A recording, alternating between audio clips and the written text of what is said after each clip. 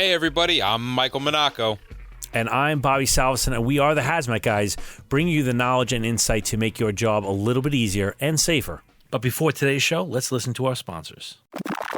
Hey guys, did you know that CBRNE Convergence is heading back to Orlando from the 6th to the 8th of November 2018, bringing you 3 days of workshops, lectures, and interactive sessions delivered by speakers from around the world on the latest issues and approaches to CBRNE and Hazmat. This year's pre-conference workshop is on mass fatalities, a must for first responders. To register for the visits, go to cbrneworld.com/convergence2018. Hey guys, you've heard us talk about Dahlgren Decon and its effectiveness on fentanyl, chemical warfare agents, and ticks and TIMs. Firstline Technology has launched a new Decon field guide app for your iPhone and Android device. It has a complete threat library and explains Dahlgren Decon functionality against bulk contamination and contaminated surfaces. It also has complete instructions for mixing and applying Dahlgren Decon, as well as reactivity concerns, suggested ratios, and dwell times. Download today on the Apple App Store and coming soon to Android. Hey everybody, we have a great episode coming up today, but before we start the show, we want to share some exciting news from the Hazmat Guys. As some of you may know, we have been working on a hazmat drill book for quite some time, and we're pleased to announce that it is finally available on Amazon. This book was written by contributors from the hazmat community based all around the United States, and we think it will provide a ton of value for both you and your department. The title of the book is The National Emergency Response Hazmat Drills, 50 Drills to Improve Your Team, better known as NERD. No, this was not a mistake. Anyway, the goal of the book has been to help the hazmat community, and we hope that you'll take a moment to check it out and share it. We have the link in the show notes, and if you have a moment, please leave us a positive review in Amazon. We'd be very grateful. We wanted to get NERD on the bestseller list and give more exposure to our community. Again, the book is called National Emergency Response Hazmat Drills, 50 Drills to Improve Your Team, and there's both a paperback and Kindle version available. Thank you, everybody. Now let's get into the show. Hey everybody, and welcome back to another episode. This is episode 145. Today we are going to be talking about one of the quote-unquote new technologies that are out there called NDIR. Yeah, we actually pulled this one out because of so many people. When we started mentioning this in classes, people were like, what is that? What does that mean? And we would describe it, and they were like, we've never heard that. So we kind of went down into the weeds in this one. Actually, we didn't go that deep. We just kind of, it's a skin shot. It's a skin shot. You know what? I think it's... I actually think it's the right amount of information to know to get you started understanding it. Yeah, right? Then you can start looking up stuff. Yeah, because like you can't, you got to understand the technology in order to understand the limitations of the technology and able to be able to trust what it is that you're seeing and to come to a conclusion. Yeah, the vast majority of you probably, obviously if you haven't heard of it, you don't have it, but it is a very robust technology. But before we get into that, let me just give you the places that we are going to be in. August 26th of 2018, we're going to be in the Pennsylvania State Hazmat Conference. It's going to be a good time. Looking forward to meeting all my friends over there. September 5th, we're going to be in Nashua, New Hampshire at their Hazmat Conference. And then we pretty much go home to September 19th to the Massachusetts conference up in Plymouth Pebble. And we're going to go pet the Rock. Love the Rock. Yeah, my heart goes out to the Rock. It's adorable. So we are talking about what? NDIR. NDIR. All right. And basically, in order to start to understand it, you got to ask yourself, well, what the hell is it? It's easy. It's a technology. Very easy. Yeah. Done. Well, all right. Yes, it is. You're right. It is technically a technology, but what is it? This is where people start to kind of be like, what is this magic box? How does this actually work? All right. So I think a really good place to start off with is the actual name, NDIR. NDIR stands for non-dispersive infrared. NDIR. All right. So let's break this down a little bit. What does this mean? If we break down the name, we start with non-dispersive, right? Non-dispersive basically means that the light that's shot into whatever is there doesn't scatter. It basically goes straight through the substance and doesn't veer to the left or to the right. It just goes straight through. Yeah, and right? if you actually look at kind of like a diagram of the sensor, this is actually what you will see, right? You have a tube with a light source, quote unquote light source, an infrared light source on one side, and on the other side of that tube, directly across, is the actual sensor. And they are Yeah. literally across from each other. Right. It is that simple. That's how it. There's a tube with the air going through it, light and a sensor. Done deal. And the thing is it comes into the second part is the infrared, right? Infrared is what it uses in order to get the reading. I guess it would be right. So it takes an infrared bulb and it shoots it across and through the gas, and it picks up that sensor picks up whatever's not being scattered, right? Right. And this space of light, I guess that's the right wording. This spectrum of light is infrared. So then the question becomes, well, what the hell is infrared? And I'm Right. sure we've all heard this before, right? It's if the way that we can be most familiar with thinking of infrared as a quote unquote light source is that this is what our thermal imaging cameras pick up, right? Like that's like if we want to think of like, all right, I don't understand how this infrared is light because I can't see it, so therefore it doesn't really exist. Pick up your thermal imaging camera and shine it on somebody's body. The heat that you literally, that is infrared, all right? So what exactly is it? Right. So it's essentially light that's out in nature, right? It's natural. It's very natural. And we can't see it with our eyes. Our eyes are designed to see a certain spectrum. This is outside that spectrum. So if we look at like the electromagnetic spectrum, these they all have frequencies and wavelengths. This is outside of our boundaries. And when the first time, probably since high school, that any of us actually like kind of get an idea that there's this electromagnetic spectrum out there is when we start learning about radiation in our tech class, right? Yeah. Like you have this giant board and you have all these different waves and different sizes, and there's this little tiny narrow band of essentially light that says visible light, right? It's this kind of like this pretty little rainbow in the midst of all these other waves that are kind of happening in this chart. Yeah, those waves, they go out for communication. That's radio waves, and they got like microwaves, X-rays. But we see this little sliver, right? And so what we see is basically the rainbow, right? We see that rainbow, and it's at a very specific color pattern. It is always the same.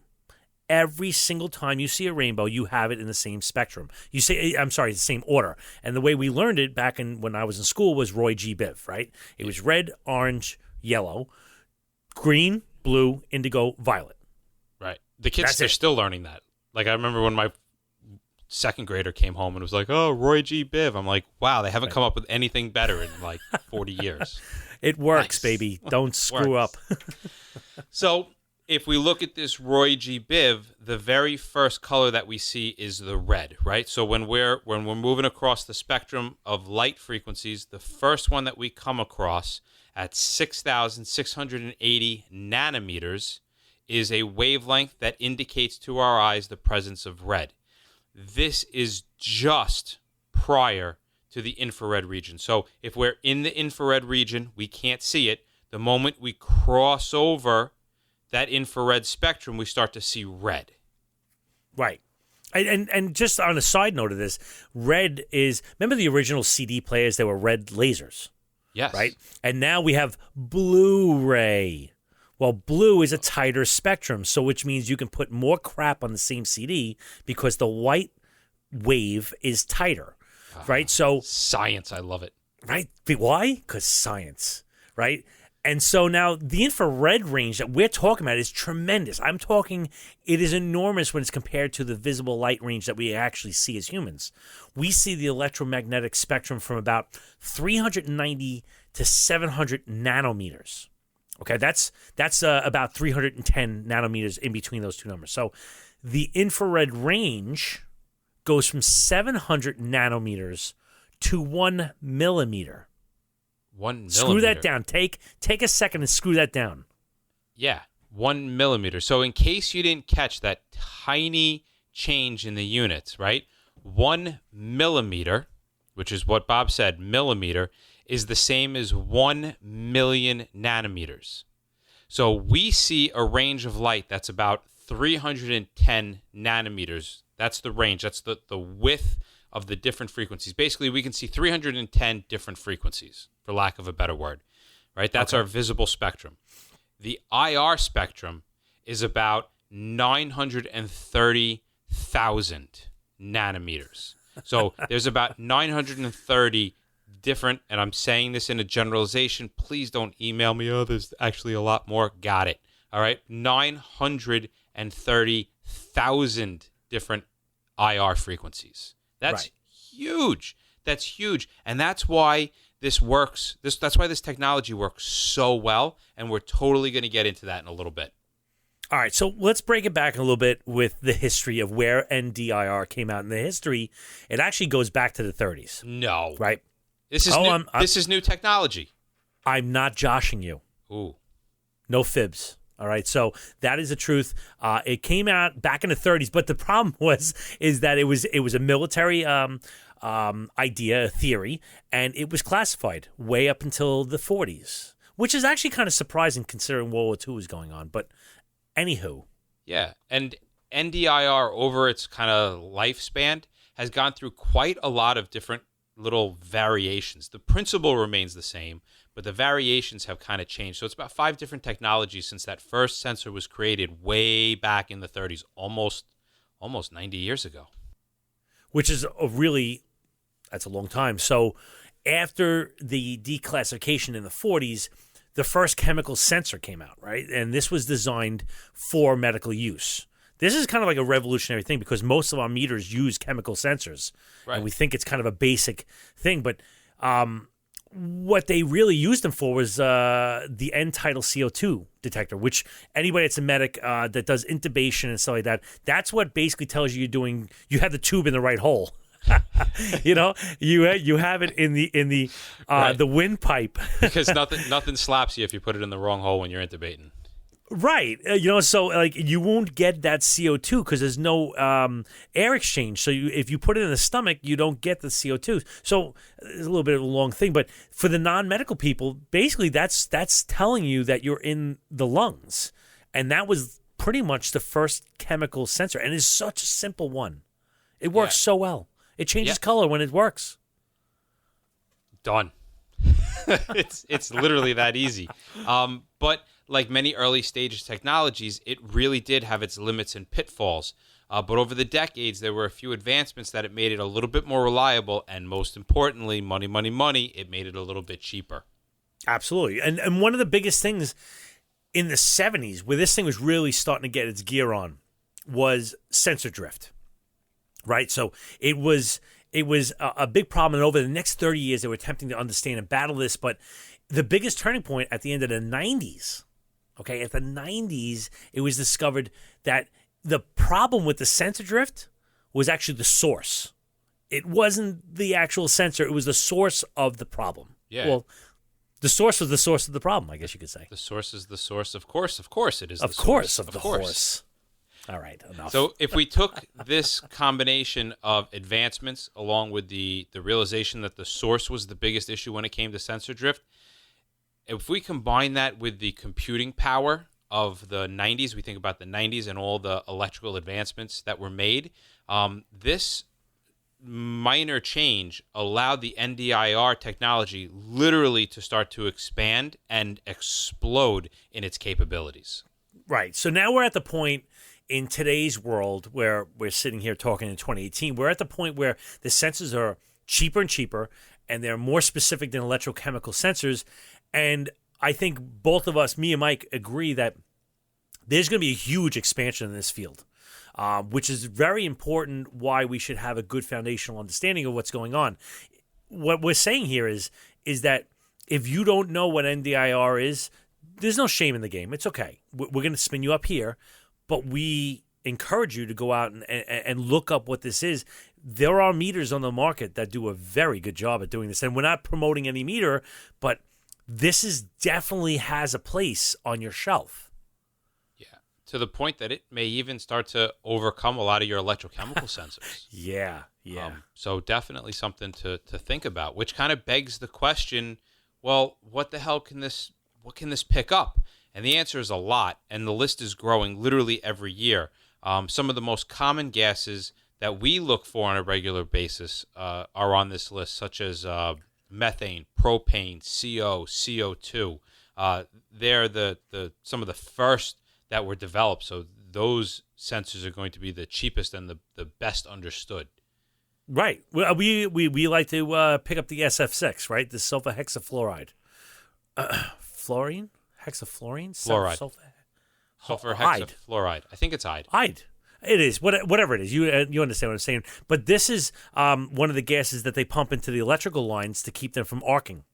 In power stations. So when they turn on and off these switches, there's these huge arcs. You pump SF6 in there, and it stops the arcs. But the other thing is, well, I'm not going to get into it. It's kind of funny to do at parties because it makes your voice deep, but you can't exhale it, so you got to hang upside down to get whatever. Lungs, anyway, you're doing CPR. It's a mess. You know what? The kids love it though. I tell you what, it puts them to sleep real fast.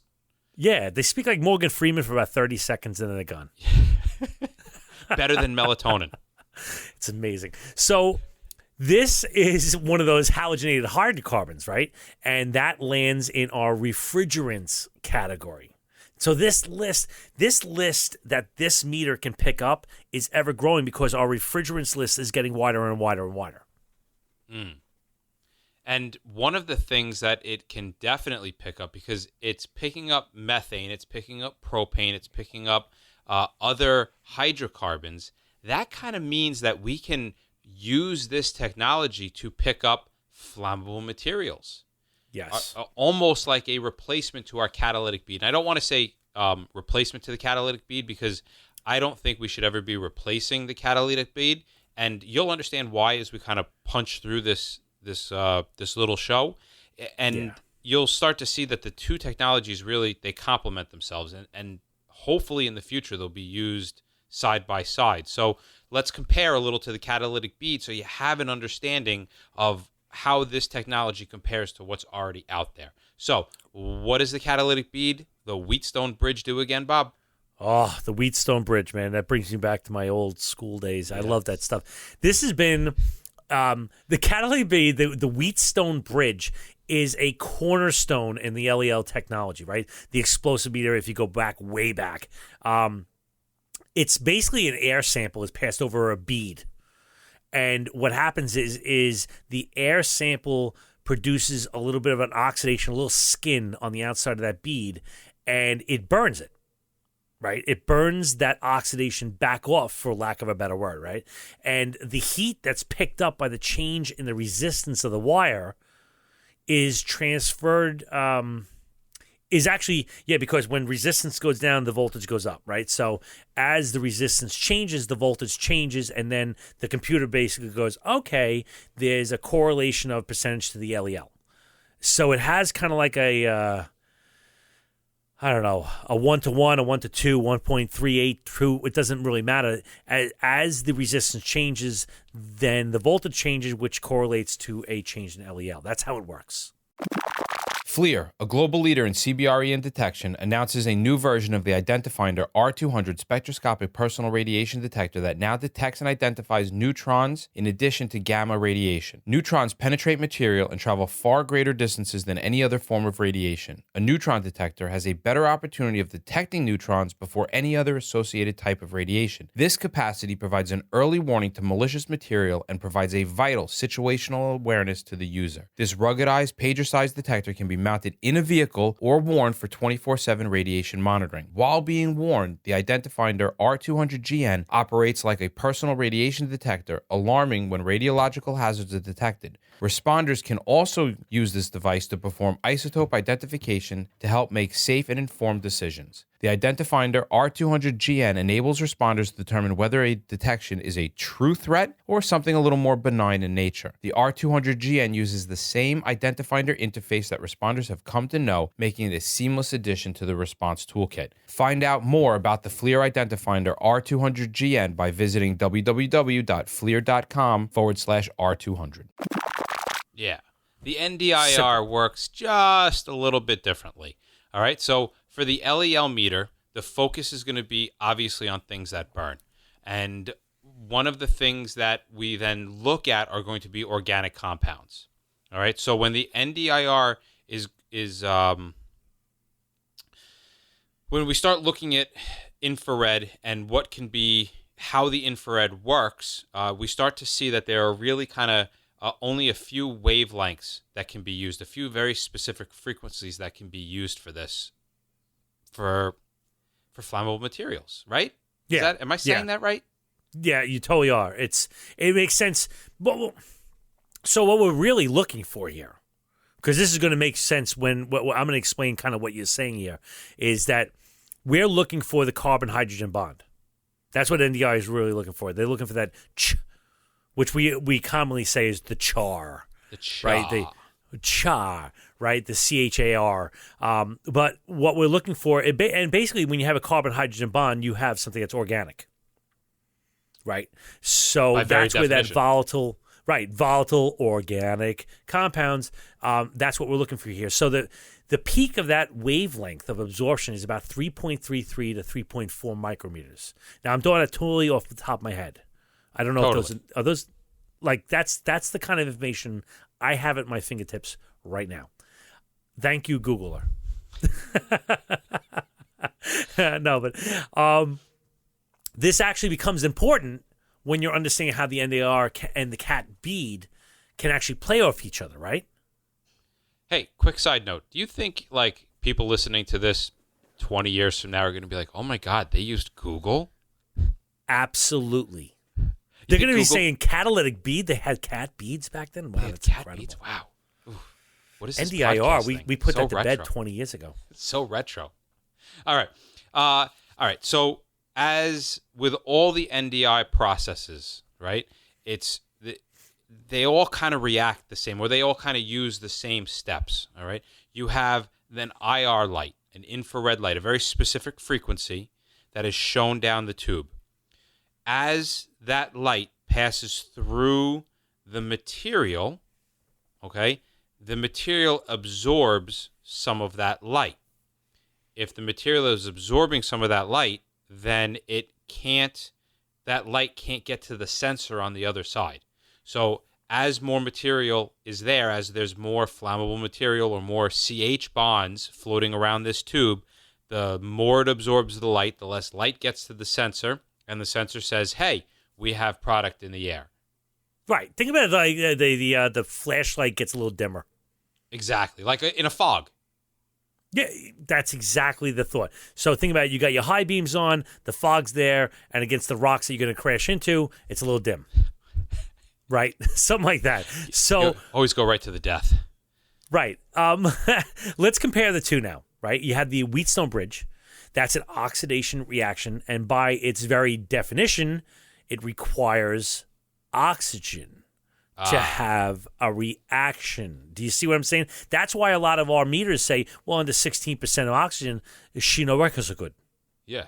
Yeah, because you literally need your burning material. You need oxygen for that. So bear with us, and just to kind of understand the differences between these technologies. Not that you have to memorize the math that we're about to go through, but just so you understand.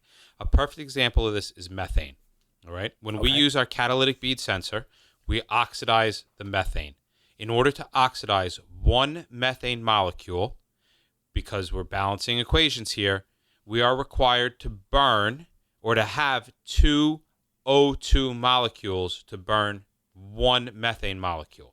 So for methane, the ratio is 2 to 1. Or 1 to 2. 1 to 2. I'm reading you 5 by 5. So when we get a little bigger, let's say nonane, right? Now we have a bigger molecule for which for those of you that don't remember, and shame on you, you know what? I'm looking down my long nose at you.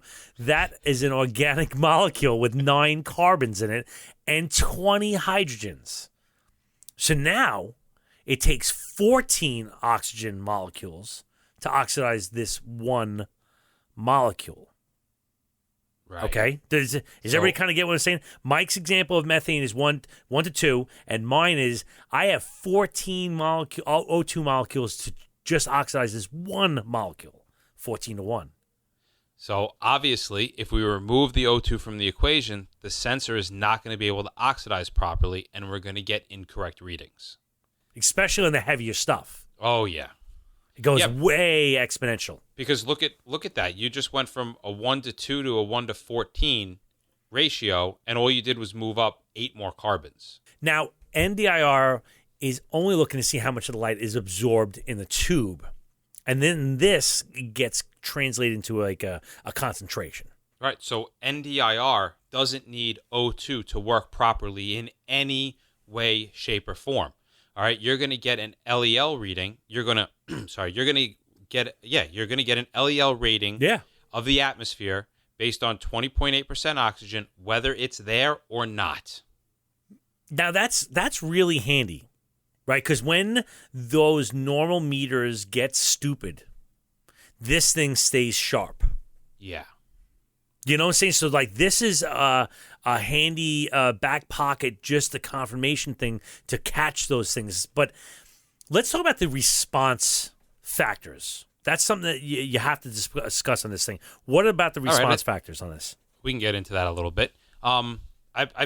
I'm assuming that we all pretty much understand that a Wheatstone bridge has the correlation factors, right? Like methane is going to react differently than propane, than nanane, than gasoline, right? They're all kind of, we have to apply that correction factor to get the actual number once we know what the material it is, all right?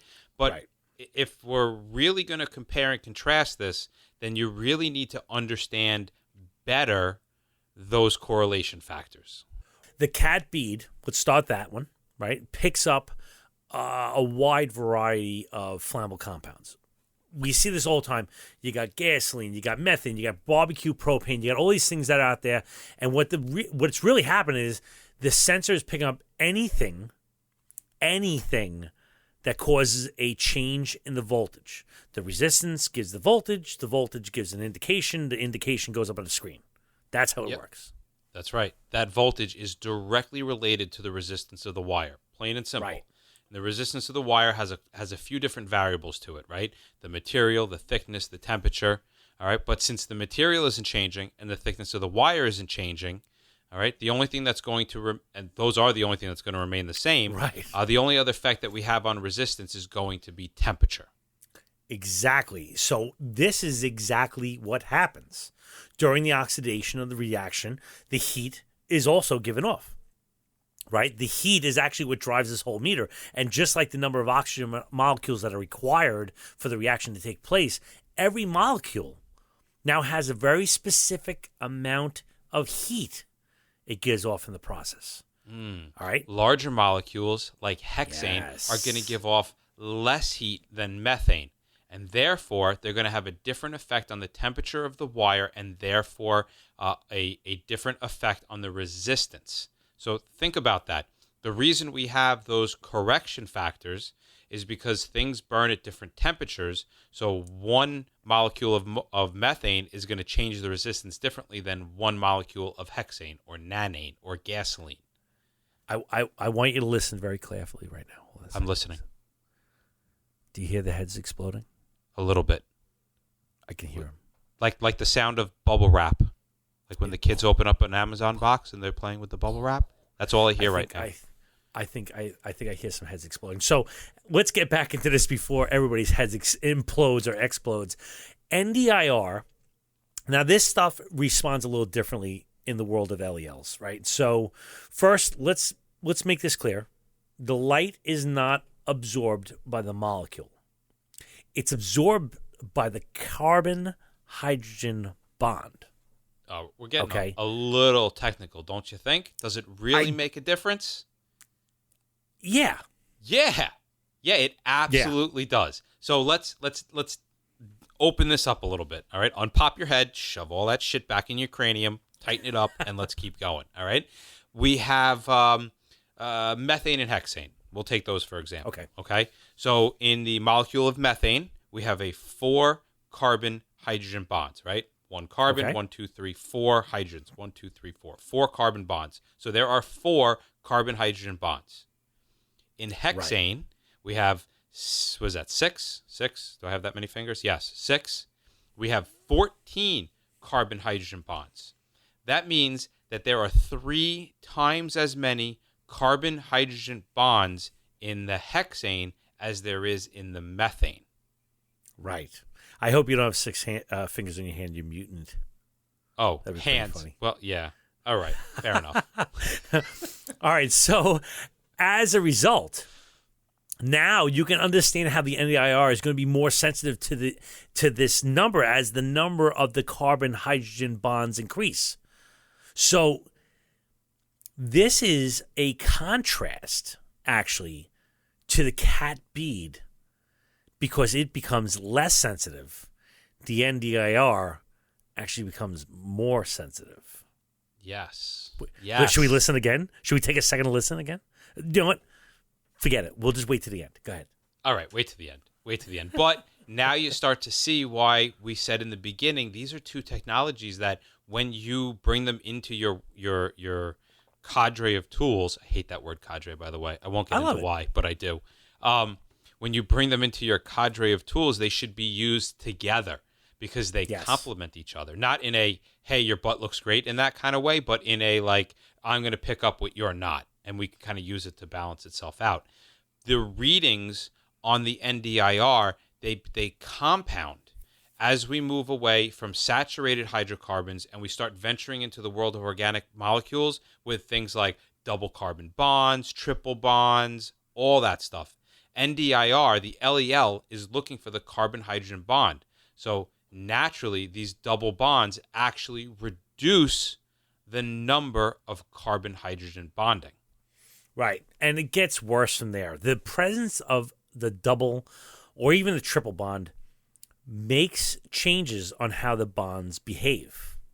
Yeah. Acetylene is a prime example, all right? It's a 2-carbon molecule with a triple bond between them.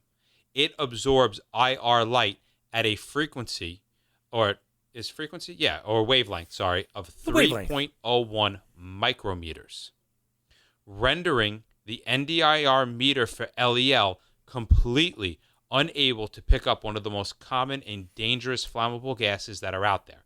So just as a quick little recap, all right, 3.01 is what acetylene needs to pick up, and the LEL sensor for NDIR is going to be around 3.3, 3.4. Oh, wait a second. So this isn't the answer to everything everybody's wanted? No. No, it's not. And since not many other combustible gases or vapors will absorb IR in the 3.01 micrometer range, while we're using a wavelength that would detect acetylene, why it would be a waste of time and a limit just about everything else that goes boom. Right? Absolutely. So maybe at some point, and they might already have it out there, they could have an NDIR meter that's specific for acetylene. All right. But it's also going to pick up any chemical that absorbs in the 3.01 microrange range. Right. And we're not even getting like thermal conductivity is another thing that you might want to put into your cache. But that's for another day. Whole nother episode. But that's something else you should probably look into. This is something, it definitely deserves a little investigation. Without a doubt. It's very big on getting these technologies together and using them together. All right. Let's downshift a little bit, and let's talk a little bit about sensor degradation, right? We all know that the CAD bead poisoning is a pretty well-known phenomenon, and it's a pretty well-understood issue. Yeah, that's what they call it, catalytic bead poisoning. And it's kind of a big deal when you're dealing with such chemicals like, derivatives of like hydrocarbons, hydrogen sulfide, silicone. Oh my God, silicone vapors. They all say it. Silicone vapors and compounds of like that ilk. That has a big deal in the catalytic bead. It kind of coats it and screws up all the numbers. But the NDIR, no problems, baby. Yeah, there's nothing to coat. Yeah, there's nothing to coat. Exactly, it just kind of flows through. That's the end of it. Yeah, so it's definitely really nice in that regard. You don't have to worry about it becoming poisoned by a different run that you had or something that you didn't even realize it was coming in contact with. So it's a little bit more reliable as far as being able to feel like, all right, I can trust what it's reading. Another really good positive about this whole thing is the power consumption. All right, because of the nature of the catalytic bead, it uses significantly more power than the NDIR would. Yeah, I mean, think about it, guys. If you had a heater on in your house, it would burn up the house. It would burn up electricity. But if you put on a flashlight, no big deal. Right? That's basically what the difference is here. So for our general response, this is something I'm going to say I'm not really all that concerned with the power consumption. These meters are, geez, what? Like the worst case scenario, it's like 8 hours? Yeah. Like, dude, I'm not lasting 8 hours. No.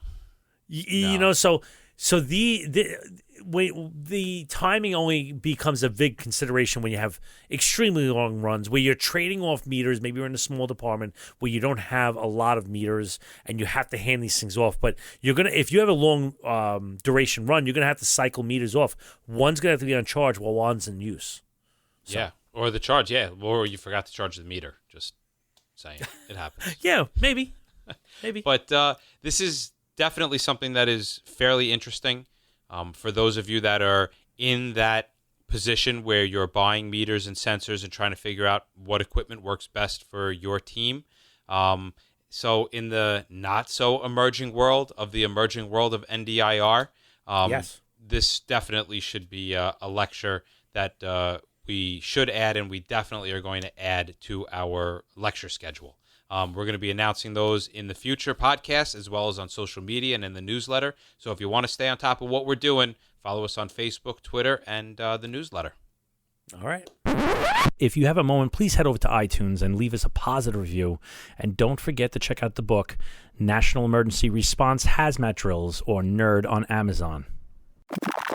Well, that wraps up another episode of the Hazmat Guys. You can find us on Facebook, Twitter, and our YouTube channel at the Hazmat Guys.